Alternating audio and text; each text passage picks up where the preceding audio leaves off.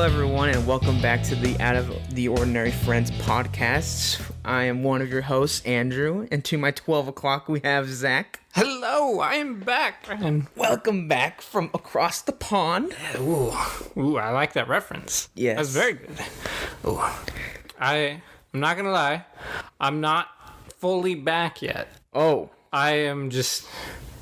I've been back for, 6 days? Maybe 7? But I'm still getting up at 1 or 2 in the morning thinking it's normal people time to wake up. And I'm just oh, shit, never mind. I just go back to sleep. That must be quite the transition. And is everyone else in your family all messed up too? Or is I think everybody else is fine by now. Oh, no. But even when we were there for 10 days and I finally got used to it pretty much a day before we left to come back. Oh. So I was really mad. I'm finally getting used to this and now we're leaving. God damn. Yeah, it was a wild adventure though. Oh, well, from all the photos you've posted, I'm enjoying them. I know. Oh my God. Very pretty photos. So beautiful there. Coming from where we live, it's people don't really acknowledge that it's a desert, but we live in a desert. Oh yeah. And very so going to desert. a place where everything is green and alive and there's water, it was such a nice change of pace. Oh, I envy you. Yeah. One thing though, I do want to say, apparently water, drinking water, is not really a thing. Oh. In all of Europe. It's a little strange. Oh, so you can't just get drinking water? Well, you can, but it's a lot more difficult. There aren't really drinking fountains. Oh, okay. And I see what you're saying. if you ask for water at a restaurant, they look at you funny. What is wrong with you? Why are you getting water? And they have to give you bottled water because tap water pretty much anywhere isn't good. Oh, that's crazy. It was so weird because I'm used to drinking a lot of water throughout the day and not having access to water easily, it killed me. So what's your go-to thing then? Just beer? Oh, okay. Yeah. Beer is everywhere, and when you don't order beer, they also look at you funny. You don't want beer? That's weird. Can I just get water? I'm dying. Everyone's just living off low amounts of water. I did not understand it. I was like, what is wrong? How do you people live?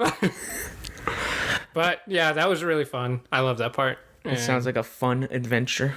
Well, at least we were worried sick about you. Well, speaking of sick, our poor other two hosts, Alex and the shitstarter Michael, are currently unavailable and out of dead. Studio today. Yes, they are. If you guys haven't noticed by now, it is just me and Andrew. Oh, yes. Yeah. This is... So... we essentially just cut off one side of the table, side of our... We have the good side left. Oh, yes.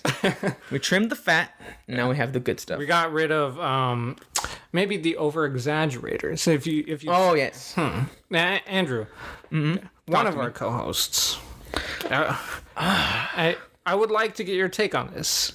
He seems to maybe bit over-exaggerating the sickness, the illness, if you say. Oh, about the other two? Yes. There is some over-exaggerations going on. I have smelt it in the air. I feel it on my skin. Nope. I'm not pleased. I'm not fond of this going on, especially for me since I live with one of our hosts, Alex. So I deal with this on a daily, and I smell it. All right. I don't know about Michael. Michael is off and about somewhere in bed, probably pumping up some more juice for the mind. No, I talked to Michael yesterday, and he did seem like he was close to death. It sounded bad. And we're gonna lose a great mind if he goes. Yep.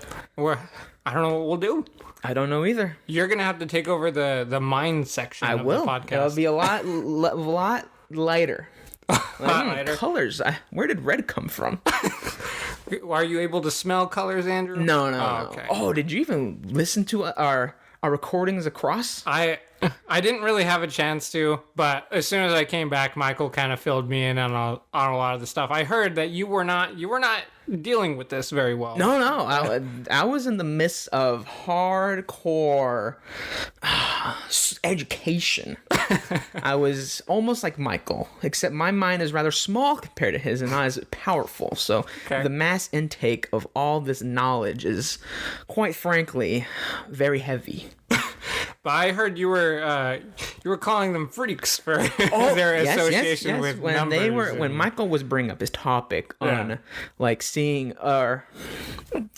imagining, aligning with numbers with femininity. Yes. Yeah. Where in my view, when he was talking about seeing like not people, like specific people like you or I, or it would be people, like he'd see them as either manly or feminine or as children or such, and that startled me.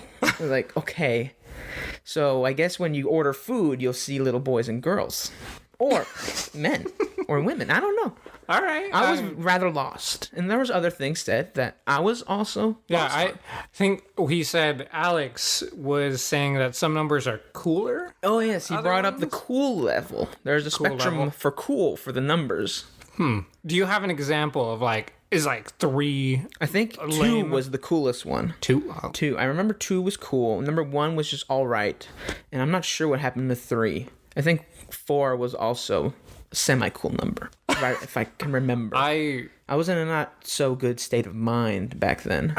I think I would be with you, Andrew. I don't think I really have these associations, and so thinking like a number is cooler than another one, other than having like a number that would pop up a lot in like a certain sense, like I would associate that with being like cool, or just if I associate it with something, then I think that's cool, then I might think that number is cool. But like just thinking like 3 is cool or stupid or something like that, I don't really understand. I was not on board, and it didn't help that my mind was also depleted.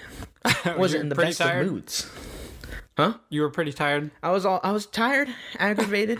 Were your allergies acting up a lot? The morning of, yes. Oh. But I calmed down during the recording, during our show. Good. I don't think you've had an outbreak of the sniffles yet. I'm going on a good semi 2-week streak. Of not being too bad? Not very bad at all. Ooh. Sometimes in the mornings it'll be a little iffy, but I'll, get over it, and by lunch, early evening, it's all good.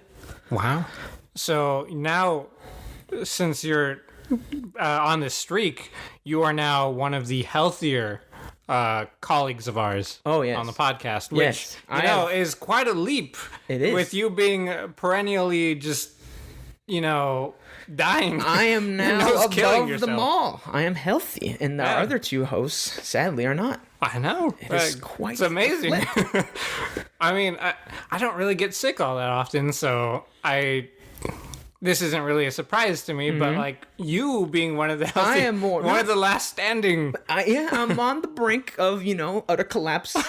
But still, you've made it. You are alive. You're healthy-ish.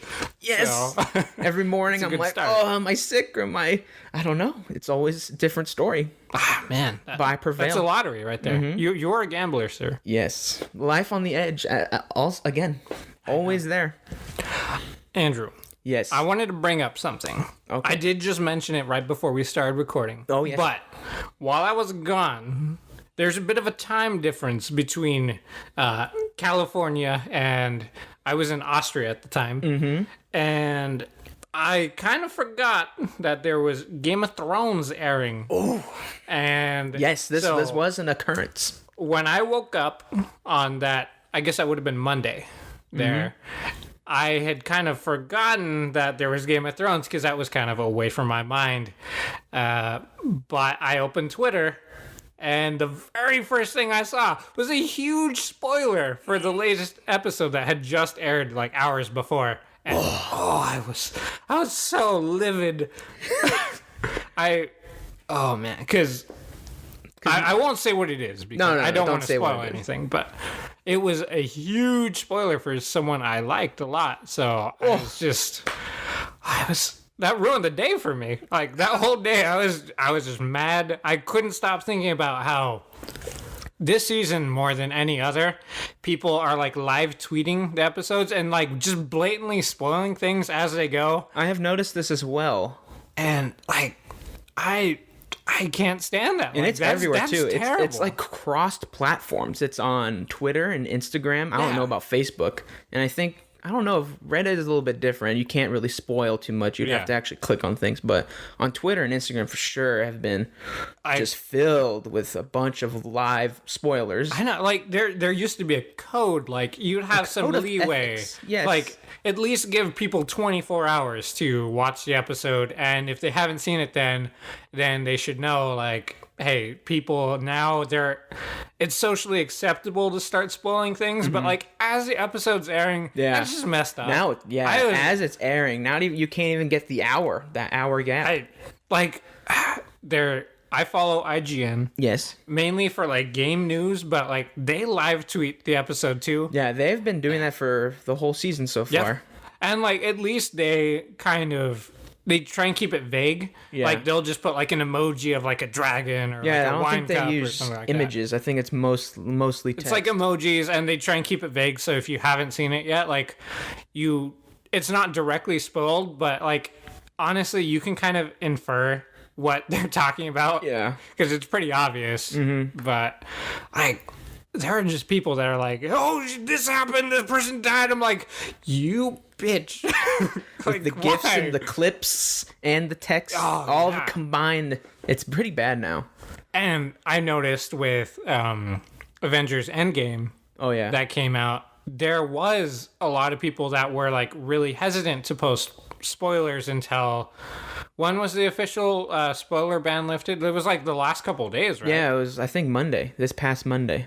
Okay, because pretty much nothing was spoiled. You were gone for that too. Yeah. Oh man. But I was able to see it. I saw it Wednesday night without having anything spoiled, because people were a lot more cautious with posting spoilers about that. And that was the first time ever I was like, man, like these Marvel fans, like they're really just, I don't want to say like just a common fan, but like it's a lot more people are Marvel fans and like we'll see Endgame. Yeah. But like it seemed like there was just a more accepted code of like, hey, we're not going to post spoilers until like a week or so after. And I was like, wow, what? And like, how could Game of Thrones be that bad with such a I don't know, smaller fan base? I have no idea like what is going on. Maybe it's like the people that make the movie actually come on social media and say, hey, please don't. That could be true. It could be the fact that it's been like 10 years, but Game of Thrones is also kind of inching towards 10 years. Yeah, it's like beginning. 8 or 9. I don't know. It could be because it's movies. They don't come very often. At least in the very beginning, they didn't. Yeah. But now it's a show. You can just binge them whenever, especially on HBO Go. I don't know what it is between the two that is so completely different way of dealing with the spoilers. Yeah, I was very disappointed. I cannot even begin to convey the magnitude of my anger after seeing that. Like, and like I also got up pretty early that morning too, so like it was while everyone was still asleep, and so I didn't care, so I just yelled. I was fuck! You're just there with your family. Pardon my French. Oh. You're just there boiling with the information that they have no idea. Yeah. And you can't tell anyone. After that point, I thought like the worst had been spoiled. So I looked again and it was just everywhere. I couldn't get away. I saw everything that happened before I actually got to see the episode. So that was bad. I was really mad. I'm so sorry. But luckily, I had lots to distract me, so like didn't get me down too long. Next day, I completely forgot. I didn't care. I was just having fun. So, yeah, that's a struggle. Was anything spoiled for you for Barry by any chance? No, actually, I've never seen anybody post anything about Barry. I haven't either. That is another HBO show that literally airs right after Game of Thrones. It's the weirdest thing too, because there's nothing in common between the two shows. No. Other than the fact that they're HBO shows. And they're entirely different genres. Like Game of Thrones is a drama, fantasy, action kind of thing. And Barry it's at its heart, it's a comedy. There's some action in it, but it is a comedy. It's a lot darker comedy going on. Yeah. It's a very dark comedy, but still, it is a total like just major tonal shift Yeah. in like the 10 minutes that they give you in between the shows. I've never actually watched it like that. I always stream it, so Yeah, like, I have to. I don't just go from Game of Thrones to Barry, but like I just for those people to actually like watch it live on HBO, that must be the weirdest thing. Like, Yeah. all right, Game of Thrones is done. We have 10 minutes to recover, and we just go into comedy. Yeah, and the scales of the shows are so different too. Yeah. Because on Game of Thrones, it's ending, and it's such a Like bigger the story. scale is there's- so massive because they've had 8 seasons to kind of build things up, and now it's finally coming to fruition, and everything is clashing, and Barry is just starting. It's basically Bill Hader. Yeah, He is the show. The show has like four main characters, Yeah. and there's a lot. It's so much smaller scale Yeah. compared to Game of Thrones, so it's a basic 180 on all details that you could possibly do on a show. But I'm not gonna lie, I love Barry. I do Barry is too. great. I do too. Like- It is great. I remember I had such a hard time getting Alex to start that show. Oh yes. Like I was trying to convince him for months. I was like, dude, you're gonna love this show. This show is great. He's like, I don't know, it's not really my thing. I'm like, dude, just watch it. And he loved it. He's very reluctant on adding new shows to his palette. I've noticed that too. He doesn't jump in on anything. It takes him a long time for him to actually start a new show.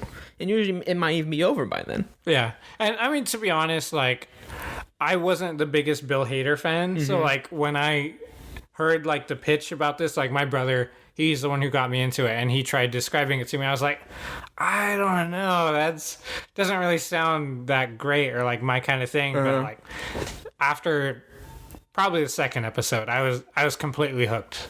Yeah, I think by the end of the first one, I was all in because it reminds me a lot about Breaking Bad.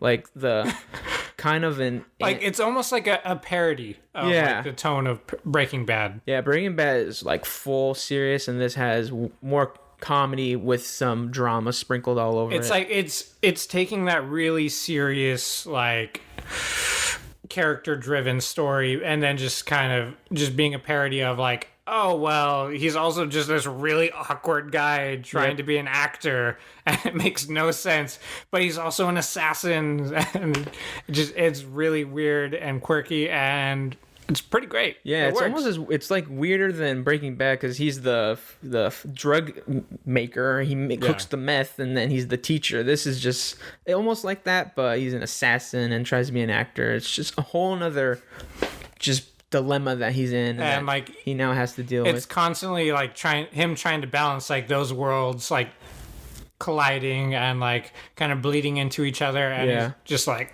It's like, God damn! How a do lot you of the even- comedy is him failing at trying to do that. And I don't like there's some pretty good side characters too, like Hank, the Chechen, yes. I don't know, mobster guy. Yeah. He He is is a great I character. love him. Like he is just he might be one of my favorite characters just Yeah. in every medium, like games, shows, movies, everything. Yeah, he's a really great like side character. He Yeah. is like the driving point for a lot of the comedy. Yeah. And it's, oh my God. And you would never expect it to. I know. And it's even, it's weird because he's part of the darker end of the show. Yeah. It's like, what and the then hell's like going he on? he completely upends that part too. So like that is now the comedic side of the story in the second season a lot. Mm-hmm. And so it's pretty funny. Yeah, I would recommend. Now, Yeah. now I know you've been gone, but have you been able to watch Chernobyl?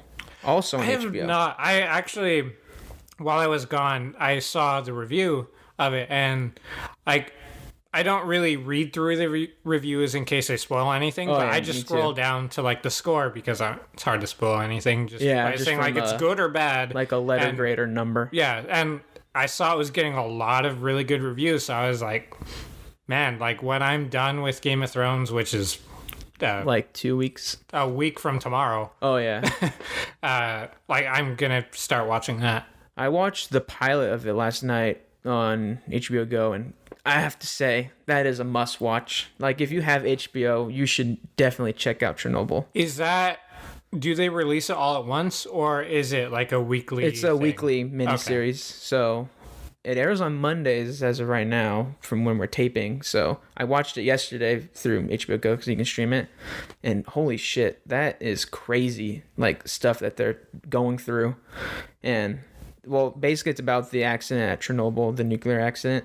And it like starts off literally like after the intro of the episode, it brings you literally to the moment it happens. Ooh. And it's crazy to see everyone try to figure out what's going on, and then at the same time, since it's in the past, we know what really like happened, how it all went down, and we also have a better understanding of what would happen if something were to occur like that on that scale. Yeah. Just dealing with the radiation and seeing them have like most no of idea, them, because that was really the first case of that happening. yes. So literally watching them be like, okay, this happened. So Like, what do we do? now what do we do? And seeing them all slowly figure out like, oh shit, this is really fucking bad what just happened. And that whole part is like, oh fuck, they have no idea. And then seeing them like get irradiated is like, oh, it is must see television. Do you know how many episodes there are? I think it's gonna be 10. I Okay. think. So I'm not then sure. it is almost entirely after the Yeah. accident. Yeah. Okay. It starts, the intro starts after the accident, like a little quip bit thing, and with one of the characters. And then after that, it takes place literally like right after the incident happens. Jeez. It's a pretty dark show. Yeah, I was gonna say like that's a pretty dark subject. Yeah. And to see the town deal with it, because we have no idea what we would I don't even think in America would do. And it takes place in an entirely different country. Yeah. So to see a town try to deal with it, but also a town that isn't in America. So now it's like, okay, we have to take into effect all the customs and what they would do and how they even manage something like that, because we haven't even dealt with something like that in America, I think.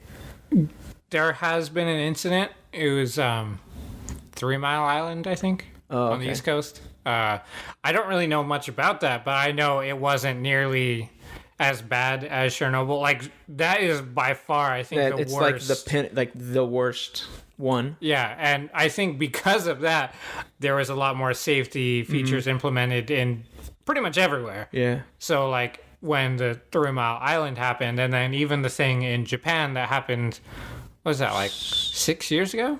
Yeah, something Maybe like a little that. bit more, but like not that long ago. Yeah. That also was not nearly as bad because of all the lessons that they learned from Chernobyl. Yeah. And man, that sounds like a really great show. Yeah, it's really good. And it's only one episode, and I was like, I was literally like, I watched it last night, and I was planning on just laying down watching. I had to get up. Like, holy god damn, that was crazy. And it's an hour long. Yeah, it was an hour long. Okay. So I'm assuming the rest are like that too. All right. But Yeah, also- I mean, that's how HBO generally does their stuff. And since it's a miniseries, their production quality or like their budget for every episode is generally pretty high. Yeah, because it's Right from the so get-go. limited, because you know how Yeah. long it's gonna go. Yeah. And I mean, man, just they have a pretty good track record. Yeah, Of I would say doing so. Really great, like they have Westworld, Game of Thrones. They've done Band of Brothers, and to a lesser extent, The Pacific. Yeah, And I thought they did a great job with all of those, and that's more in line with Chernobyl. So man, I'm actually really excited to watch that now. yeah, it was really good. I cannot wait until Monday when the new episode comes out. Like, goddamn, Oh yeah, that's 2 days, 2 days from now. away. Yeah, Ooh. it was really good, dude. Oh my god, it's a must watch. All right. Now there's something I kind of wanted to bring up since we don't really have half of our segments. Yeah, we're cut in half, as And- you may know. I don't think this is too much of a stretch, but I think the two of us, we're probably the more gamer oriented of our group. Oh yes. So I kind of wanted to talk about there's this thing called E3 coming up next month. Oh yes. I just wanted to gauge like how excited you were, if there was like any hopes you have for what you want to see there. I have hopes. Well, I am a majority an Xbox player. Yes. I have a Nintendo Switch and a PlayStation 4. but I mainly play on the Xbox. Now, this is very weird this year for E3, which is essentially most like a gaming convention that goes on in Los Angeles around this time. Entertainment, but it is like hugely dominated by the gaming industry. So like Microsoft, Sony, Nintendo. Yeah. And this year, the only people that are physically going to be there at the convention is just Xbox. Yeah. Now, I don't go to E3. I have never gone, so I don't know how that plays out for everyone that actually physically goes there. But since Xbox is going to be there, that's going to be pretty interesting for me. And that's usually what I put all my attention in. I pay attention to the other ones, but usually... In case there's like really cool announcements and stuff. Yeah, I like to see what they're doing in their space. I like to keep tabs on everyone. But Xbox is usually what I focus on. I am very interested because right now, the few games that are actually going to come out, like for sure, are probably that I have my attention towards are Gears of War 5 and the second Doom game, Doom Eternal. Now, that's only two games. Cool. And usually when they do these conventions, they have many more games, like 10 plus, maybe even 20.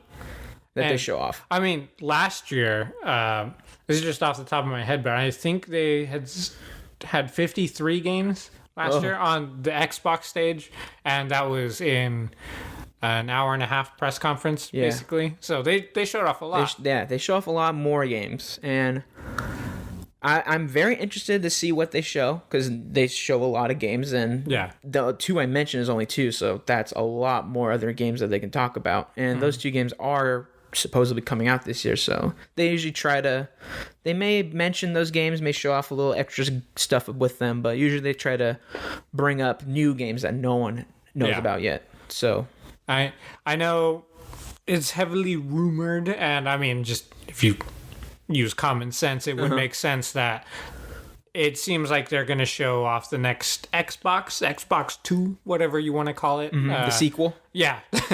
The sequel to the sequel console. The current Xbox. And so that would be kind of cool. Like, as a kind of a tech guy, like that, I'm really interested in learning a lot about that. Yeah. And, I mean, obviously, for the average gamer, that's the next console they're going to buy. So, like, that's cool, too. It's always something to look at. And they're probably going to show off their... I don't know what an equivalent would be other than it's just game streaming. Oh yeah. So like you can just play an Xbox game on your phone. Yeah. Without it running on your phone. A little bit here and there. And if they show that off, that's probably going to be pretty cool too. I don't know if I'd ever use it, but I mean, as long as it gives people more options, I think that's great. Yeah, it helps the industry no matter what, because not everyone can be around an Xbox or even have one. Yeah, and like I think Sony has their own version of that. PlayStation Now or something. I can't really remember what it's called, but I know they've had something like that for a while. See what else? Oh, Halo. They've already said they're going to show the new Halo off and a larger capacity this year. It's probably not going to come out this year, but like the hype is real. Yeah, I've been playing Halo since I was 5. Yeah, like I've been a long time player of Halo as well. I cannot wait. How hyped I am. Just I'm losing my mind, and there's that. And it's rumored that one of my favorite franchises from the last generation, Fable, is going to come back, and that happens. I'm going to lose my mind. Michael's going to lose his mind. Yeah, you and Michael are going to lose it. You guys both play that game a lot. I love that franchise. That was great. Like, it's kind of like almost like a Barry, but in like fantasy settings. Like, it's that kind of comedy. It's very like, it's not full of itself. It takes everything so lightly, and the whole thing is just comedy, and then the game is secondary. I love that. It's so great. Borderlands 3. Oh, yeah. That's coming out, and that's going to be on the Xbox stage. I guess that's already been announced. And I've seen some stuff about that, and I'm a little more hyped than I was before. Yeah. It looks like it's just more Borderlands. Oh, yeah. So, I mean, I like Borderlands 2 and Borderlands 1 to a lesser extent, but still, like, more Borderlands doesn't hurt. It's probably pretty good. I won't buy it immediately, but, like, I'll eventually get it, and I'll probably like it a lot. But yeah, those are, I guess, that's my prediction. It's gonna be fun to see the other companies show off their stuff, like PlayStation, Nintendo, because usually when one of them starts making headway on a new console, literally the other two, they all will end up doing it. So if they do show anything about a new console, it'd be nice to see the other two like try and show whatever they got coming up too. Yeah, like a PlayStation 5. PlayStation already kind of did that. Yeah.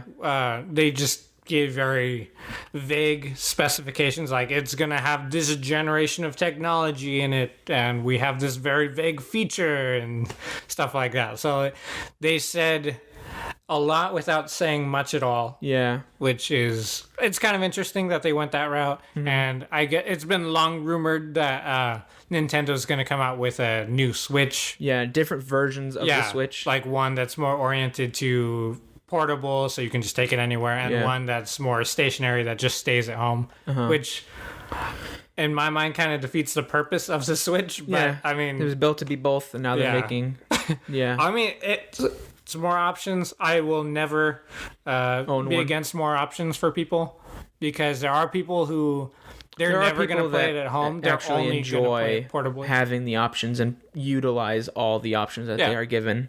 And like, there's probably going to be lots of fan backlash for stuff like that, but like, if it's not for you, if it's for somebody else, like, don't get mad. Like, if it wasn't intended for you, now everyone, it's just broadening the horizon of like, how many people can play. They're just trying to cater to everybody. Mm-hmm. And if you're getting mad because like that doesn't fit like what you want, like, you already have your Switch. Why are you getting mad? Yeah, exactly. Yeah, it's just bringing more people together, which is nice. Yeah. Let's see. Did you want to do segments? I'll bring up another gaming topic that I want to talk to you about. All right. I just heard about this. I can't remember where I heard it from, but I saw on Twitter that they actually want to, in the United States, they want to pass a bill to ban microtransactions. I saw that. Now, this is very interesting because as gamers, we come across this on a lot of different games. And for anyone who doesn't know, microtransaction is usually when you can buy the game. So let's just say Halo or whatever. Yeah. It's a $60 game, and when you play it, there can be a store and a place in the game to go to a store, and you can use your real money using a debit card or credit card to buy like sometimes currency, sometimes items, collectibles, like that's referred to as like a loot box. That's essentially the way it works. It's like a slot machine. Like, you don't really know what you're going to get. It's completely random. And whatever you get, that's what you're stuck with. This is usually the standard loot box thing that a lot of games have taken, that they use to get more money after you buy the game. Yeah. And at its heart, it's gambling, basically. It's essentially gambling, yes. And there's other versions of microtransactions. There's some that you know for a fact that you know what you're getting, but sometimes it also helps your gameplay. It makes you better in the competitive games that are out there. Like, you can buy better guns, better weapons, more power-ups that other people have to play. You have grind to out. earn your way towards, but like, say the game just came out, people can just choose to buy the best stuff right away. So they have all the best stuff right when everyone still has all the worst stuff. So they have an inherent advantage at the very beginning for the first few weeks or months, however they designed the grind for that game. Yeah. Now, this is interesting because on one hand, I don't care for microtransactions. I don't fall for the trap like the loot box one. I don't usually do that at all. I don't think I ever have used actual money to do that. So it literally does not affect me. Like, I don't do that. But I don't know. The fact that the U.S. government is going to come in and like tell them to stop, I don't know. Well, it's also happened in Europe already. Oh, yes. I think they've already taken steps to ban this stuff in the European Union. Mm-hmm. So, I mean, like, I think it's kind of a natural step. Like, if they do it, then we also if someone actually gets to the the final point, then more people are gonna start going that And direction. like as soon as like say the EU does it, a game developer is not gonna spend the time to come up with 2 different systems for monetizing their game. Yeah. They're gonna just have to come up with one that fits all. Yeah. And if it doesn't work in the EU, they're already gonna change it so it doesn't have like the loot boxes and stuff. Yeah. Even if it will still work in America, even though that's looking like it's not gonna work here very long. No, it looks like it's probably gonna eventually they probably will shut that down. I don't know.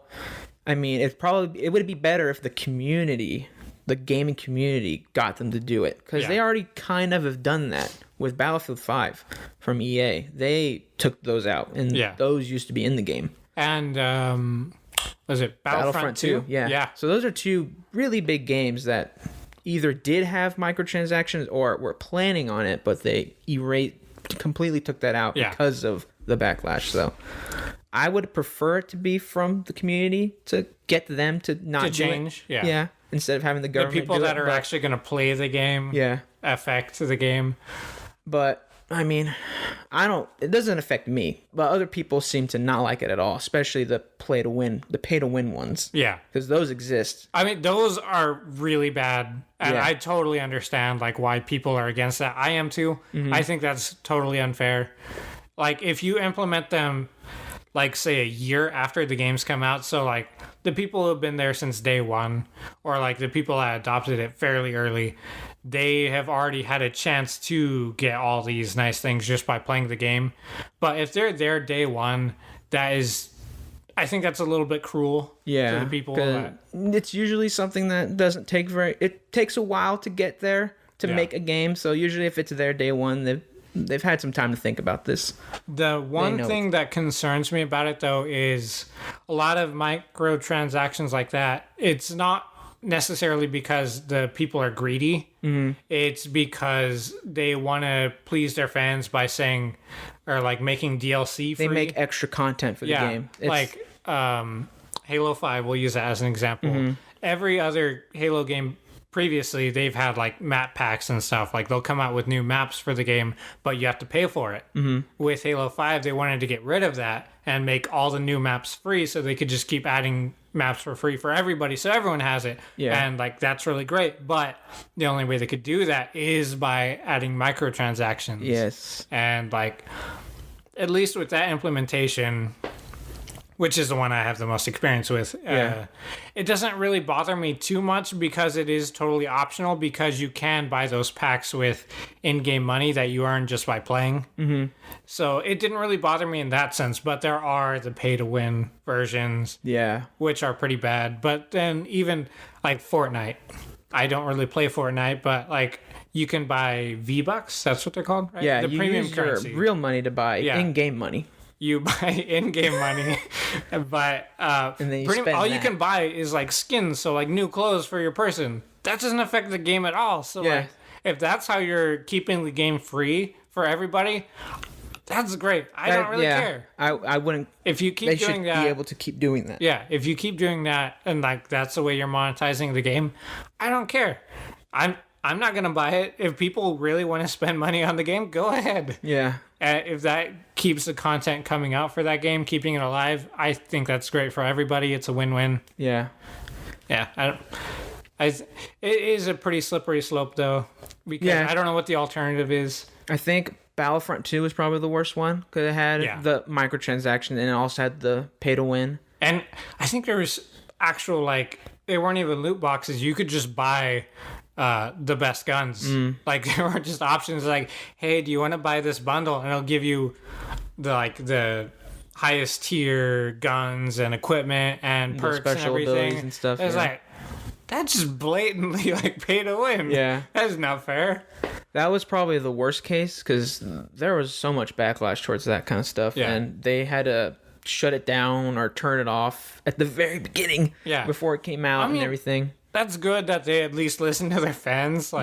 Because that was really bad. Yeah, it was really bad. And a lot of people like Star Wars, so that means a lot of people are playing and getting affected by it. So it was good on them. Hopefully we don't experience that again. We probably won't if this actually passes. Yeah. But I mean, I think people are already like as soon as they heard that this was even in the talks, they already Yeah. like decided like, hey, we need to get ahead of this. So Yeah. like our game doesn't come out, and then like a week later it's illegal, so they have to stop it right away. Yeah. Well, we'll see how it goes. It's hopefully they can fix the problem within, control themselves and keep it fair. But Yeah.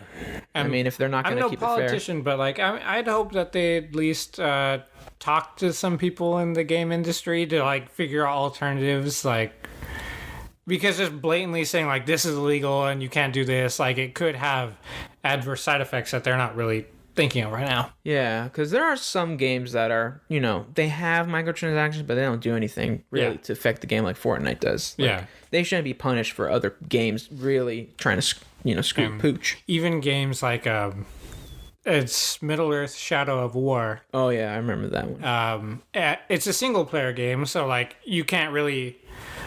If you're paying for an advantage, it's not hurting anybody else, but like the way they implemented it being a single player game, it kind of hurt the people that weren't wanting to pay extra money for the stuff because they were just having to spend extra hours and hours just trying to grind for that. Yeah. What they could just buy, and I think what the pace of the game was designed for was like if you buy it, like the pace is great, but if you don't buy it, you're gonna spend like 20 extra hours, so many hours to the doing game, stuff you don't really want to do.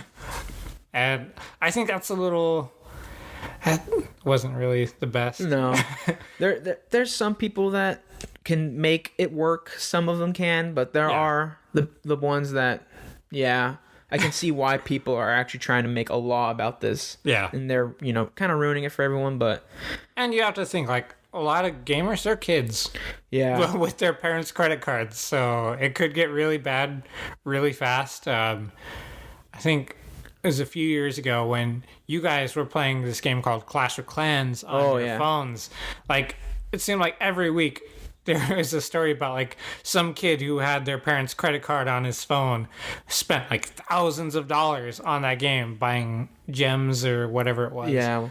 And I was like, holy crap. Like, and it's probably worse on there. Like the free games on the iPhone and stuff like that. Yeah. It's a lot worse. I mean, because they have to monetize it like that or they don't make any money. Yeah, those games, they won't make money. That's their whole free. revenue. Yeah. It's rough out there. I know. I mean, you could all just trace it back to don't let your kids have your credit card. But oh, no. Yeah. that's probably not going to happen. So. Yeah. Once you stop that, the problem's gone. Yeah. Just get rid of that.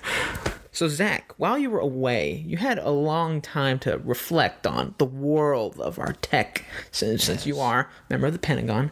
Ooh. Do you have anything new? I do, actually. I do.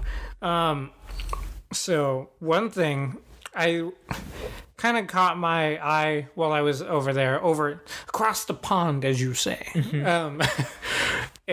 I noticed there was a lot of wind turbines and a lot of renewable energy stuff there. And while I was there, I had some downtime on a train that I was on going between Vienna and Graz in Austria. And I saw there was an article about it's this idea of carbon capture. So it's essentially taking carbon dioxide, so greenhouse gases, out of the atmosphere and creating oil, like gasoline, out of it. Interesting. And I was like, that's crazy. That would literally solve everything. No, but it's not. The terms that they use is carbon positive, to where it takes out carbon out of the ecosystem, because I mean you're creating oil, and I mean you're going to use the oil, so it just goes right back into the atmosphere. So it's carbon neutral. So like it's not actually taking anything out. The positive thing is you don't have to keep adding oil into the atmosphere, or like you don't have to keep producing it. You can just keep you essentially stop the traditional way to get oil. Because right now it's just you keep adding and adding and adding and adding and adding more carbon into this whole system. But if you cut that off and just keep whatever's there, you can kind of slow down climate change a little bit. Yeah, it's a little pump on the brakes for the problem that's at hand. I mean, if you build up the infrastructure enough, you can kind of get ahead of the usage. So, I mean, it is a way. It's a quick fix. Yeah. It's like a quick. Think of it like a Band-Aid. Like, you're going to have to fix it, but like it's slowing it down. This will help for now. Yeah. But the problem is still there. I mean, and the method that they were using, is some team funded by like Microsoft and all these tech companies. And it's actually fairly cost effective because the money that they can get from selling the oil back was pretty much as it costs to keep that process going. Oh, wow. So, like, I mean, if you could subsidize it, like, that is a great method of not necessarily fixing the problem, but like you said, just slowing it down, like a quick fix, just giving time so other methods can catch up. Yeah, so we can get the foolproof plan that just ends it all. Because where we live, there is a pretty bad pollution problem. Oh yeah, where we live, you can't see the sky a lot of times. The blue sky does not exist. Yeah, like it just rained a couple days ago, so there's a slight bit of blue in the sky, but by tomorrow, it's probably going to be gone. It's going to go back to gray. Yeah. With the gray ball in the sky. But, I mean, if you do this carbon capture technique that I was reading about on a large enough scale, like, that almost solves the problem here. Like, you'd be able to at least keep the pollution levels down over time. It might not mean blue skies every day, but it'd at least be a lot better. Yeah, that'd help a lot, especially where we live, because, like you said, gets pretty bad, and if you were to somehow able to take that carbon and use it for something else, that'd be really good. And I'm not gonna lie, on the flight back, I pretty much slept most of the way because there was nothing to look at because it was mostly ocean for hours and hours. Yeah. And so I woke up pretty much right when we were hitting California, right as we were going to hit the valley. And my God, that was such a change. Oh. Like, because when you're flying over Europe, it's just clear skies. There's hardly any pollution for miles and miles. And then once you get to the valley, it's like, look, there's a gray blanket over the whole valley. A nice protective sheet keeping us safe. And I was like, man, this looks really bad. And like, there's so many foreign people on the plane around me, and they're like, man, like, America's going to be great. California's so beautiful. I'm like, not come here. Aha! Just wait. Actually, it's all a lie. Yeah. I mean, that's pretty cool. That was kind of... It fit the theme of what I was seeing a lot there.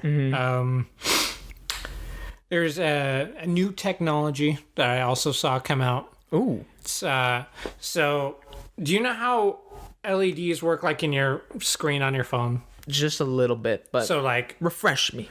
So essentially, it's built off of pixels, and those pixels will change color and just like millions of pixels will create an image. But the way a pixel works is that it's actually 3 little colored lights making up that one pixel. And it's a red light, a green light, and a blue light. And you balance those to create whatever color you want to make. And that technology and that method kind of limits how small you can make the pixel. Like it limits, like, you can't go past like 8K or 4K or, it makes it a lot harder to make those higher resolution screens. There's a new technology that it's a single pixel, so just one thing. There isn't the 3 sublights in between. It's just that one light that can change color on its own between, all the variations. Like the standard thing is like 12.8 million colors. Oh. So that means that you're going to be able to make a lot higher resolution screens. So like you can make things like 128K or, whatever. God damn. Yeah. Like it's raising like the theoretical ceiling. And I guess in a way it also probably would reduce the cost of like a 4K display. So like if you have a 4K display right now, right now it's actually not that expensive anymore. No, it's actually kind of I saw decent. Like a 50-inch 4K TV for like $200. Yeah, before I came over, and that's not that bad. But like the next big thing is like 8K, and I guess the next one would be 16K. I'm not entirely sure what it would be. But I mean, as you're going up, it's going to get a lot more expensive. So this new technology will keep things a lot cheaper. So like, I bet if you look for an 8K screen right now, it's probably thousands and thousands of dollars. But if you build one with this new technology, it's probably still probably thousands, but a lot lower. It's probably closer to like a couple thousand instead of tens of thousands, maybe. Yeah. I thought that would be really cool. That technology is probably more for the future. It's going to be a lot harder to switch over to that. You probably won't see anything with that for at least a few years. Yeah. But I mean, for a lot of people that are just buying a 4K TV, they're not going to think about upgrading their TV for a few years anyways. Yeah. So, I mean, hopefully the next time I'm going to buy a TV, I will be able to benefit from this, hopefully. Oh, yeah. You don't want to it still be 4K and then 1 year later, oh, it's coming, the new one. Crap. Like, damn it. Yeah, no, I always live in that perpetual fear. Like, before I got this phone I have now, it's an iPhone 8.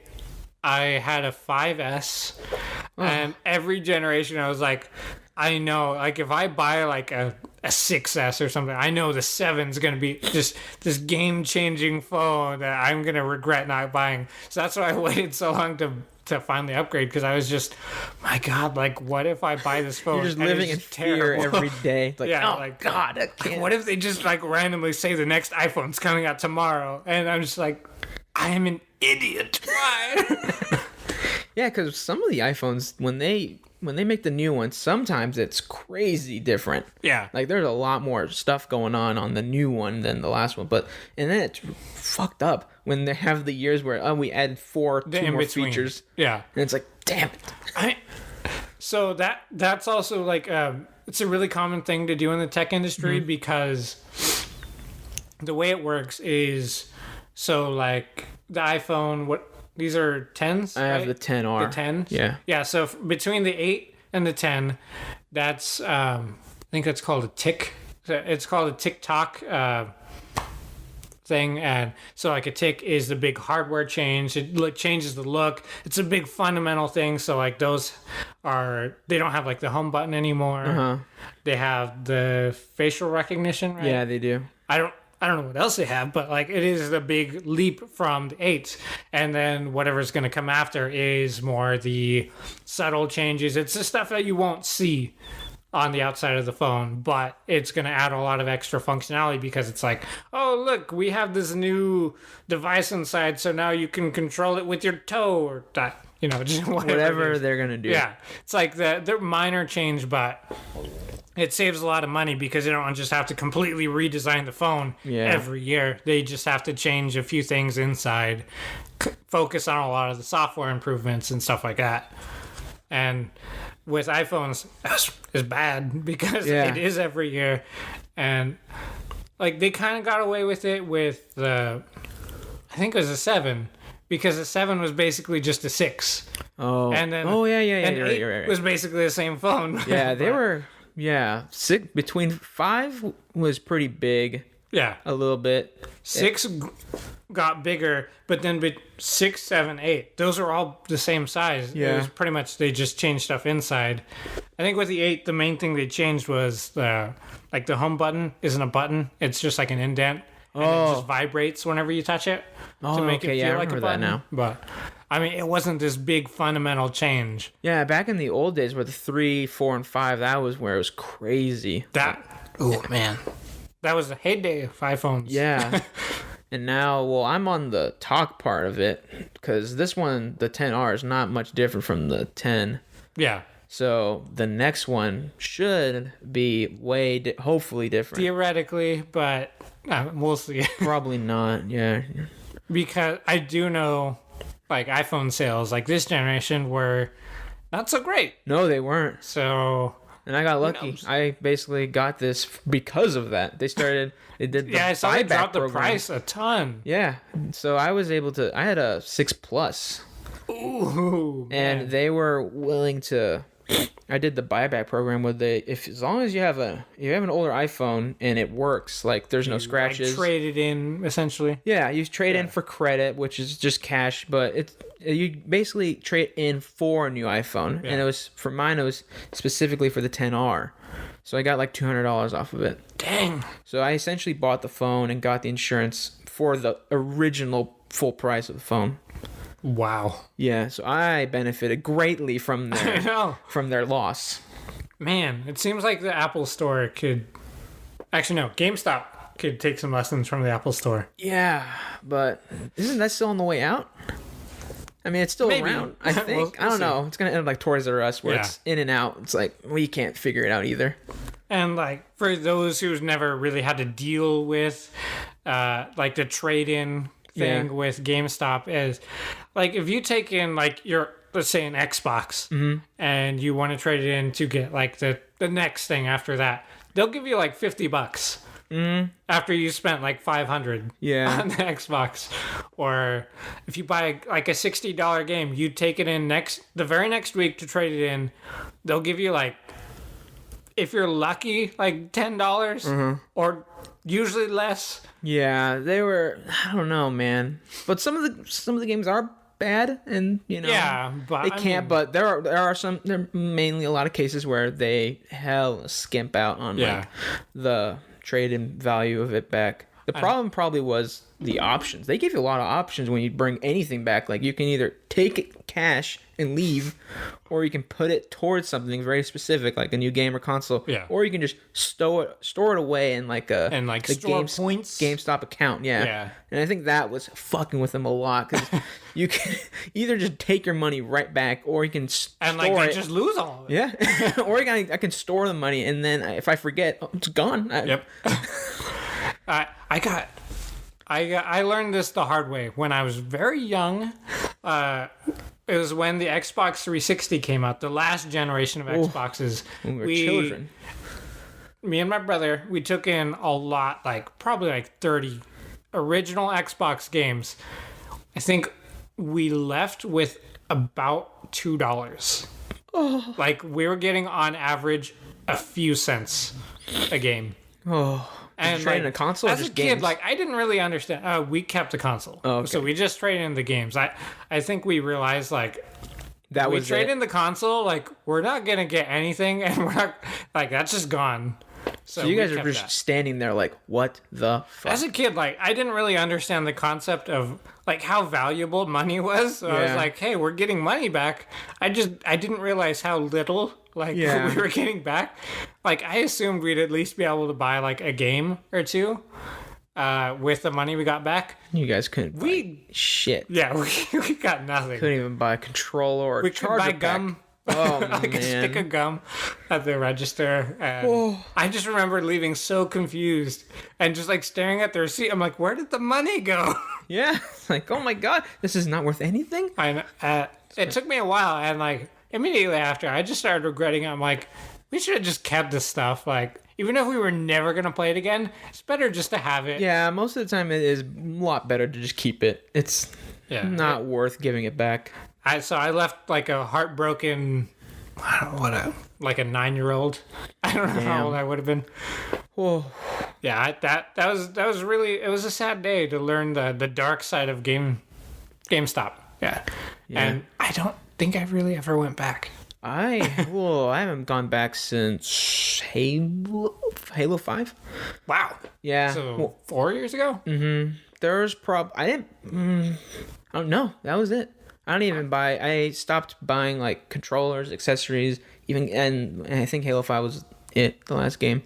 And I jumped on the Amazon train because lazy. And it comes the day it comes out, so it's like, oh, why bother? Sometimes if you're lucky, they like the delivery people, they don't even care. Like they'll deliver a day early. I've heard that a lot. That they will just bring it. Like since if you because the pre-order thing where you can actually pre-order it comes live on like Amazon or something like really early. So I mean that means like they'll send it to the store or like whatever distribution center near you. Mm-hmm. Probably like a few days in advance, and sometimes they don't really want to hold it, so they'll just deliver it. right away. Because it's just taking up space, and they'll get it really early too. Like, I pre-ordered Mass Effect Andromeda through Amazon. I got it like a day and a half before it was supposed to come out, just because they didn't want to hold it. I was like, wow, this is great. I'm gonna keep doing this.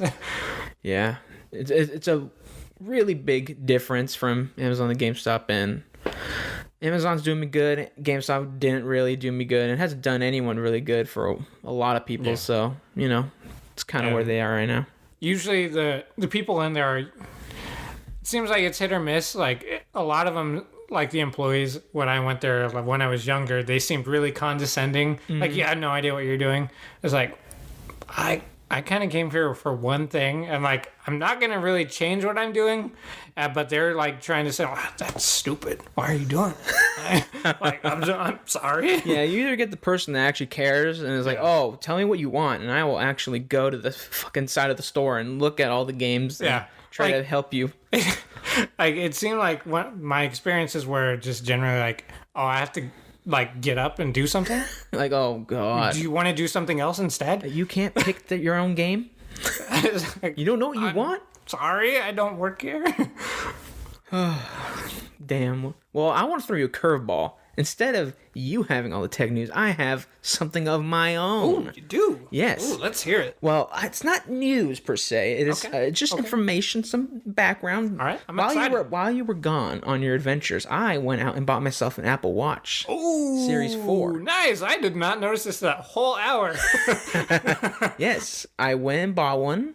The Series 4. It's nice aluminum black with the black looks sport good. strip. That looks really good. Now, I've had this for about a week, 2 weeks, and honestly, it's more an accessory. But there are things on it that definitely, like, if you like this sort of stuff, you probably should get one. Like, the main focus, I would say, on that is the health stuff that it keeps track of. It's like a really expensive Fitbit. Yeah, if you want like a lot of features on like the sport band stuff like that keeps monitors your health and calories and all that stuff, it's definitely get this. Like, holy shit. Yeah.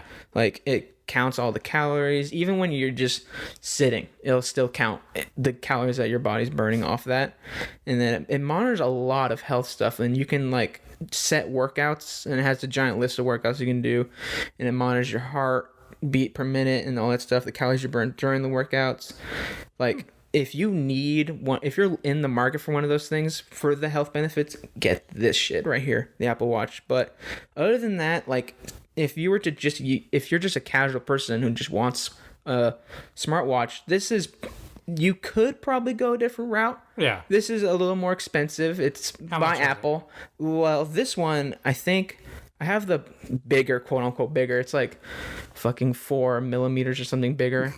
But this one at like just standard pricing, like without tax or anything, was $430. Whoa. And then you have to add tax and then insurance. Yeah. So mine was like $508, I think. I can't remember. I think it was around there. It's an Xbox. Yeah. But I think the only real benefit, like, if you're not using it for any of the health stuff, then you probably shouldn't get it. But another reason, I like it, is you don't have to pick up your phone at all anymore. Yeah.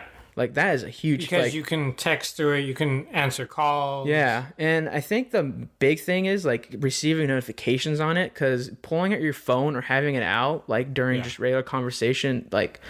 I find it annoying, even myself just doing it, and then other people doing it, like just looking, is kind of annoying to see.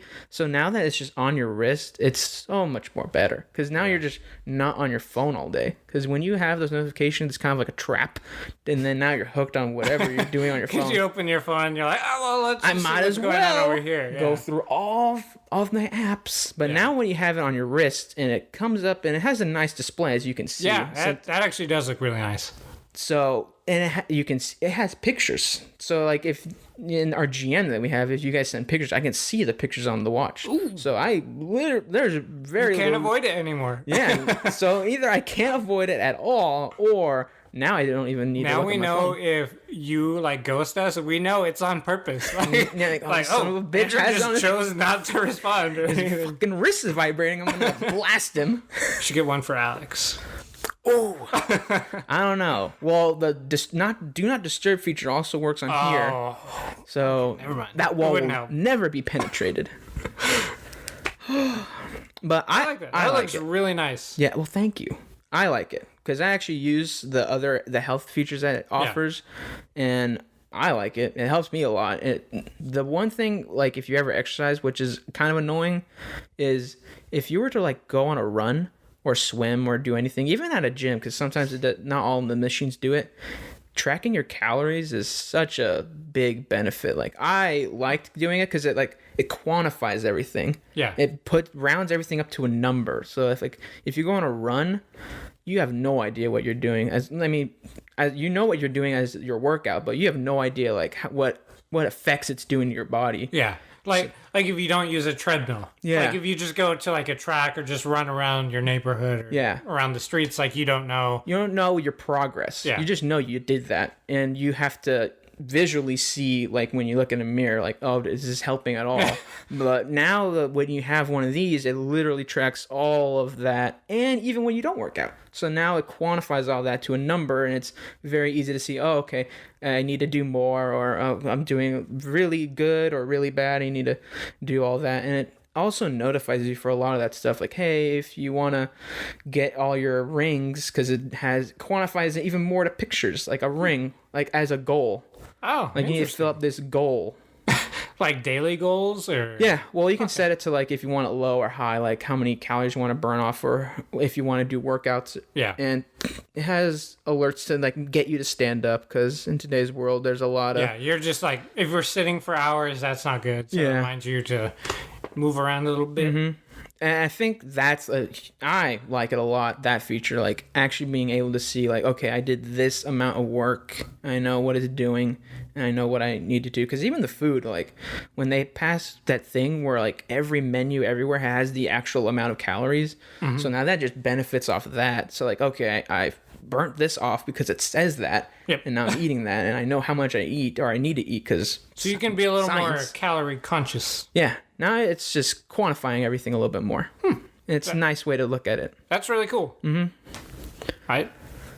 Well, I might get one of those. Oh, I like. I mean, I'm already in the Apple ecosystem for mobile stuff, anyways. So, and this just piggybacks off that for sure. And I know there's the like phone thing, like connecting with like messages and calls and stuff.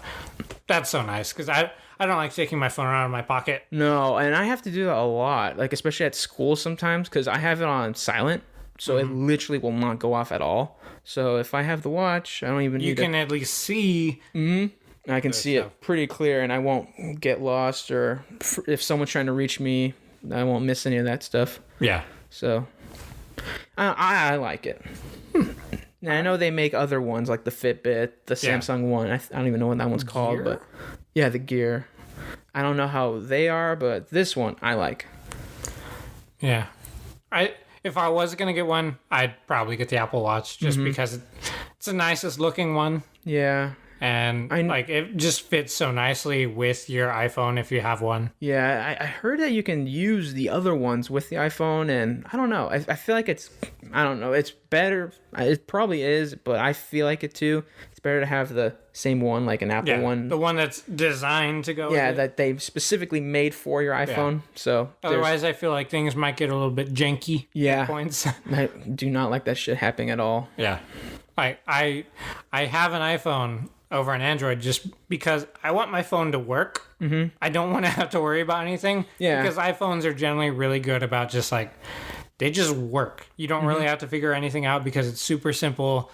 Everything's designed like, seems like for an 80-year-old to be able to figure out. So yeah, usually if our parents can figure it out, then shit, we better be able to figure it out.